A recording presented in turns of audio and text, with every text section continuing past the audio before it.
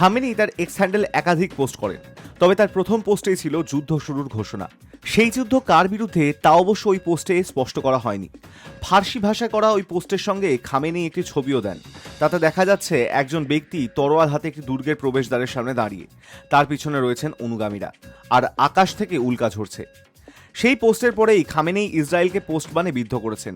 ওই পোস্টে ইরানের সর্বোচ্চ ধর্মীয় নেতা লেখেন, আমাদের অবশ্যই সন্ত্রাসী ইহুদিবাদী শাসন ব্যবস্থার বিরুদ্ধে কঠোর জবাব দিতে হবে। আমরা কোনো ইহুদিবাদীদের প্রতি দয়া দেখাবো না।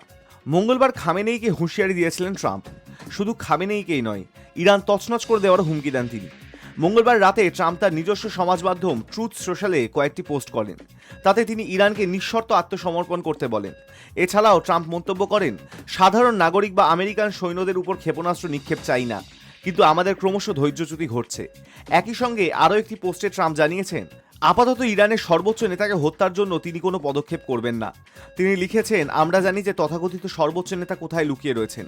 তিনি একটি সহজ লক্ষ্য, কিন্তু সেখানে নিরাপদ। আমরা তাকে বার করে হত্যা করব না, অন্তত এখন নয়। ট্রাম্পের পোস্টের কয়েক ঘন্টার মধ্যেই ইরানের অবস্থান স্পষ্ট করলেন খামেনেই। যদিও তিনি সরাসরি ট্রাম্প বা আমেরিকাকে নিশানা করেনি। শুধু ট্রাম্প নয়, ইসরায়েলও খামেনেইকে হত্যার হুঁশিয়ারি দেয়। ইসরায়েলের প্রতিরক্ষা মন্ত্রী কাজ ইরাকের ক্ষমতাচ্যুত এক নায়ক সাদ্দাম হুসেনের ফাঁসির প্রসঙ্গ তুলে হুঁশিয়ারি দেন। প্রতিবেশী দেশের স্বৈরাচারী শাসকের কি চরম পরিণতি হয়েছিল ইরান যেন তা মনে রাখে। ইরানের ওপর গত শুক্রবার থেকেই হামলা চালাচ্ছে ইসরায়েল। ইরানও পাল্টা হামলা চালাচ্ছে ইসরায়েলের ওপর। দুই দেশের সংঘাতের আবহে ইরানের সর্বোচ্চ ধর্মীয় নেতা কোথায়, সেই নিয়েও প্রশ্ন উঠেছিল।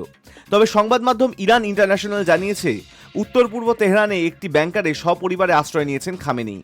সেই গোপন ডেটা থেকেই যুদ্ধ শুরুর কথা বলেন খামেনেই। High news network.